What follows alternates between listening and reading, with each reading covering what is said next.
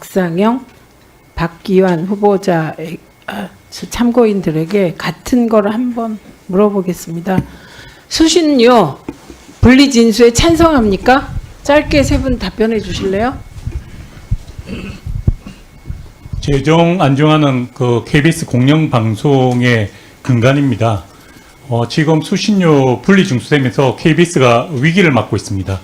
그래서 수신료 분리징수에는 당연히 반대를 하고 있고요. 수신료 재정 안정화가 되어야만 KBS가 공적 기능을 원활하게 수행할 수 있다고 그렇게 판단하고 있습니다. 그 본부장께서 답변해 보시죠. 저 지금 수신료 분리징수에 찬성하냐만 묻고 있습니다. 분리징수에 당연히 반대합니다. 네, 그 박기환 PD 어떻습니까? 네, 당연히 반대합니다. 네, 됐습니다. 공영방송의 토대가 수신료인데 예, 그러면 두 번째 질문 드립니다. 수신료 통합 징수를 노조 차원에서 추진하시겠습니까?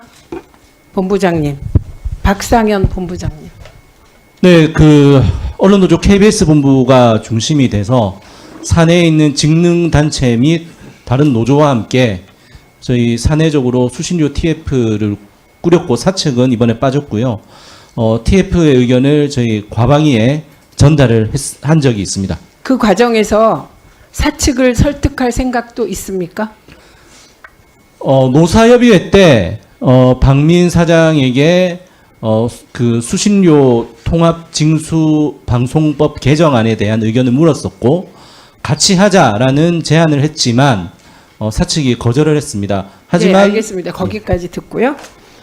정재준 기자는 수신료 통합 징수 찬성할 테니 따로 안 물어도 될 것 같습니다. 예, 박기환 PD 수신료 통합 징수에 찬성하십니까? 네, 당연히 찬성합니다. 예, 여기 허성권 위원장이 오셨으면 제가 물어봤을 텐데 그래서 요청하셨는데 시간이 안 됐어요. 예, 궁금합니다. 그 박장범 후보자께서는 대한민국이 공영방송 KBS 국가기관 방송을 유지할 만한 경제력이 된다고 생각하시죠? 네. 네, 이거 크게는 대한민국의 국가기관 방송을 두냐 안 두냐의 문제입니다. 둔다는 결정이 내려지면 어떤 재원으로 할 것인가 논의하는 거거든요. 그동안의 일종의 타협적 방식으로 수신료라는 제도를 두고 징수 과정의 효율성을 높이기 위하여 한전에 위탁 징수한 것입니다. 완전하진 않지만 이걸로 몇십 년을 KBS를 유지해 왔죠. 근데 갑자기 이게 없어졌으면 당연히 정부는 그러면 수신료가 제대로 안 거친 나머지 부분은 일반 회계에서 지원을 하든지 대안을 마련해야 되는데 그런 대안 마련 없이 수신료를 분리징수시키고 그래서 KBS를 경영이 어렵고 다들 불안한 상태로 빠뜨리고 이게 무슨 국가 운영입니까? 말이 안 되는 일이 지금 벌어지고 있다는 점을 제가 분명히 말씀드립니다. 저는 혼자라도 계속 질문할 터이니 위원님들 피곤하시면 가십시오. 예, 저는 추가 질의를 계속 해야겠습니다. 그리고 저는 지금까지 요목을 나누어서 하나하나 박장범 후보자를 증명했습니다. 첫날 도덕성 문제 했고요. 그래서 문제가 많은데 후보자가 사과를 굉장히 쿨하게 빨리 하셨습니다. 예. 그리고 그 언론 자유나 방송 독립에 대한 의지가 있는지 정현주 사장은 노무현 대통령 때 노무현 대통령이 임명했지만 FTA 때 그 반대하는 소리를 KBS가 적극적으로 방송하고 보도하는 과정에서 그런 소문이 돌았어요. 노무현 청와대가 정현주를 버렸다. 이럴 만큼 방패막이가 돼서 취재 자율성, 보도 자율성을 보호해 줬습니다. 그런 분도 계세요. 박권상 사장은 말로만 기계적 중립이 아니라 정말 KBS를 기계적 중립 시대로 이끌었습니다. 그 기계적 중립이 돼야 그 이후에 가치 판단 보도가 나오든 말든 할 거 아니에요. 이런 사장들이 있습니다. 살펴보시면 방패막이가 됐고 두 분 다 그거 기억해 두시고요. 그래서 수신료와 관련하여서는 반드시 KBS가 하나가 돼서 노사가 재정을 안정화시킨다 애매하게 하지 말고요. 일단 수신료로 KBS를 먹여 살리겠다. 우리 사회가 결정한 이상 통합 징수를 다시 열어줘야 됩니다. 헌재 하시는데 헌재는 통합 징수가 합헌이라는 판결을 내린 바도 있습니다. 헌재가 그런 곳이에요. 그거를 사장께서 알아두셔야 될 것 같아요. 네. 네. 그리고 지금부터 제가 여쭤보는 거는 지금 정재준 기자나 박상현 본부장이나 박규환 PD나 곧 KBS에서 일어날지도 모를 일입니다. 무슨 지금 노무현 대통령이 시장으로 권력이 넘어간 지 오래고 이념의 시대는 끝났다. 그게 2006년, 7년입니다. 근데 무슨 이념 논쟁을 합니까 지금. 북한이 무슨 경쟁 상대입니까? 이상한 나라지. 저런 왕조 국가가 21세기에 있는 게 이상한 거지. 저희들에게 자꾸 의심하고 물어보지 마세요. 제가 지난번에도 6.25는 남침이라고 분명히 말했습니다. 스탈린과 김일성의 오판에 의해서 우리 동족이 150만 명 이상이 살상됐다고. 김일성은 전범이라고. 이념의 시대 끝내주십시오. 우파좌파 그런 말 이 자리에 와서 하지 마세요. 그래서 저는 지금부터는 곧 일어날 걸 묻겠습니다. 좀 아까 국제뉴스 강화하겠다고 하셨죠? 제일 먼저 뭐 하실 겁니까? 일단 가장 중점을 두신 특파원 복원해야죠. 복원하는 거는 사실 저희가 예산이 꽤 그러니까요. 많이 들어가는 사안입니다. 말 잘하셨는데 해외 지국을 8개에서 7개 줄였고요. 특파원이 17명에서 11명으로 감소됐죠. 그런데 어떻게 국제뉴스를 대폭 강화합니까? 다른 방법 없어요. 어제 답변하실 때 그 다른 소스를 동원해서 국제뉴스를 강화해 보겠다고 했는데 그 소스가 뭡니까? 정확히 얘기해 보세요. 편성입니다. 편성. 편성이란 건 지금 이제 뉴스 시간 외에 글로벌 24 그리고 세계는 지금이라는 프로그램이 아마 대표적인 국제 정보 뉴스 아니 근데 프로그램입니다. 그 정보를 어떻게 얻냐고요? 일단 프로그램을 이제 국제 뉴스를 강화할 수 있는 프로그램을 런칭을 편성해 잡고요. 물론 그러니까 이것도 실무자들이 이제 먼저 기한을 올려야겠지만 그 다음에 국제 뉴스에 특화되고 싶어하는 이 PD나 기자들이 있습니다. 예, 알았어요. 무슨 말씀인지 알았는데 그러려면 일단 국제뉴스에 특화된 PD나 PD 기자 뽑아야겠죠. 예, 그리고 그 소스를 외국계 누군가가 정보를 주는 외국계 회사에 계약해야겠죠. 그리고 그게 안정화돼야 되겠죠. 시간 걸리죠. 그래서 세계 모든 언론사들이 특파원 제도를 두고 해외 지국을 두는 거잖아요. 제일 먼저 할 일은 최소한 특파원을 원상복귀시키는 거예요. 그거 복귀 안 시키고 어떻게 합니까? 그럼 이게 당장 재원 마련 문제에 직면하게 됩니다.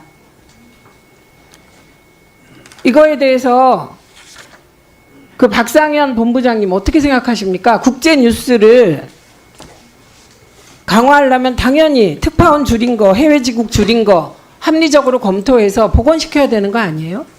그 방금 후보자께서 말씀하셨던 특파원 세계는 지금 같은 경우도 저희 특파원 PD나 특파원 기자들이 제작을 같이 하고 있는 거라서 특파원이 없이는 안 되는 거고 말씀하셨던 것 중에 국제뉴스 특화 PD나 기자라는 것이 뭘 의미하는지는 모르겠는데 국제뉴스가 아니라 뭐 런던 특파원을 하셨으니까 영국이면 영국, 미국이면 미국 그 지역의 전문 지식을 가진 종사자라고 하면 특파원이 아니고서는 해결이 될 수 있는지 저는 잘 이해가 되지 않습니다. 네, 그러니까 지금 저 여기까지 하고 추가 질의하겠습니다. 네, 합니다.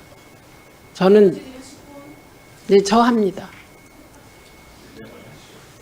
네, 저 혼자 합니다.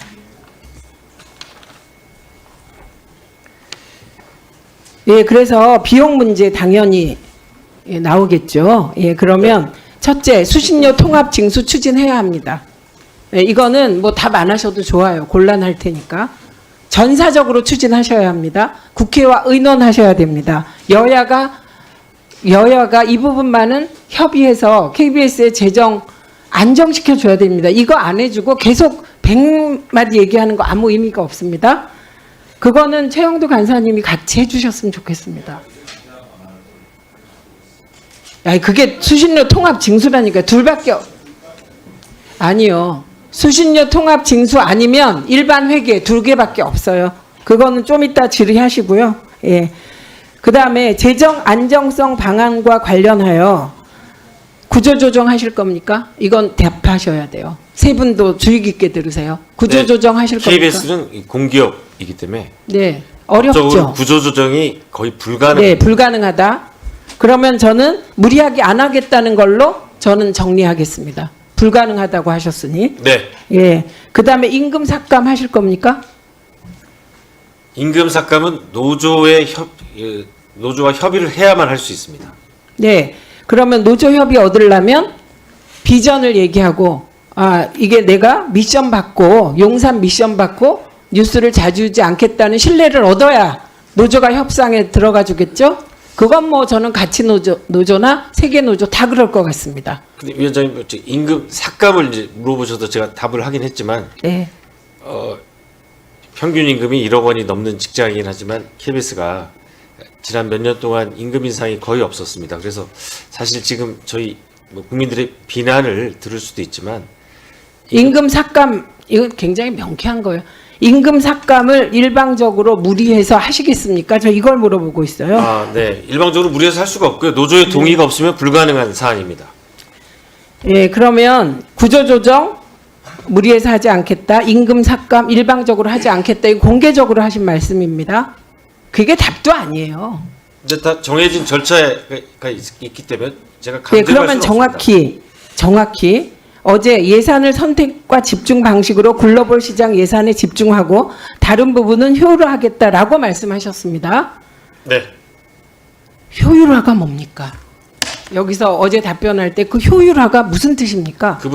그 부분은 이제 그 예산 가운데 6,350억 정도가 저희 제작비입니다. 제작비를 1TV 51개 프로그램, 2TV 31개 프로그램에 어떻게 보면은 좀 기계적으로 균형해서 나눠서 이 제작비를 배분하는 시스템이었는데, 효율화라는 거는 사실상 될 만한 콘텐츠, 집중해서 투자를 해야 이 효과가 나오거든요.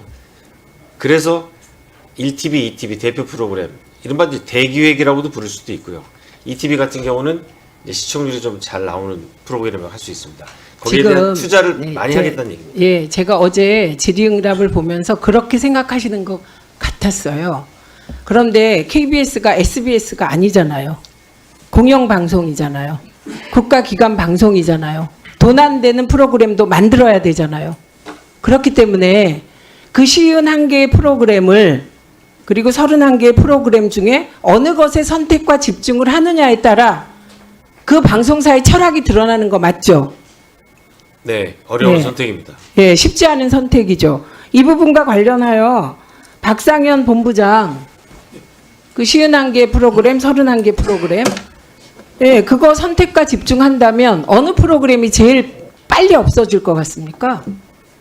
시청률 안 나오고 돈 안 되는 프로그램 없어지겠죠. 소위 얘기해서 사회적 취약계층을 위한 프로그램들이 제일 먼저 없어지지 않을까 싶습니다. 네.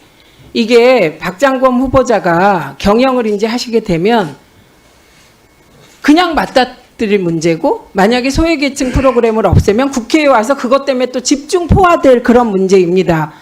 그래서 박민 사장이 이 자리에 와서 많은 게 빨리 잘 될 줄 알았는데 막상 해보니까 쉽지 않더라, 그렇게 고백을 하신 일이에요.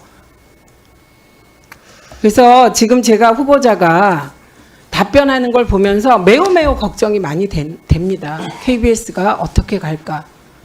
그래서 정말 노조하고 얘기 많이 하셔야 됩니다. 진짜.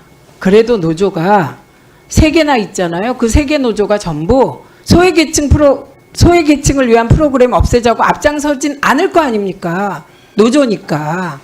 임금 삭감해서 비정규직부터 임금 삭감하자는 주장은 안 하실 거죠? 네. 네. 그렇기 때문에 이제는 주로 내부 구성원들과 만나서 이런 문제를 논의해야지, 그 류희림 위원장처럼 일찍 나가갖고 어디론가 가버리고 그거는 내부하고는 얘기 안 한다는 거거든요. 그렇게 하시면 절대로 안 됩니다. 그리고 저희가 지속적으로 KBS는 매우 중요하기 때문에 관심을 갖고 지켜보고 두 간사님과 함께 수신료 문제에 대해서는 잘 아세요. 최영도 간사님도. 지금은 통합징수로 다시 가는 것밖에 길이 없다는 거를 정치적 상황 때문에 어려울 뿐입니다. 추가 질의하실 위원님 계시면 네, 1분 아니 3분 쓰십시오. 이제 구조조정 문제도 이제 의논을 해야 되는데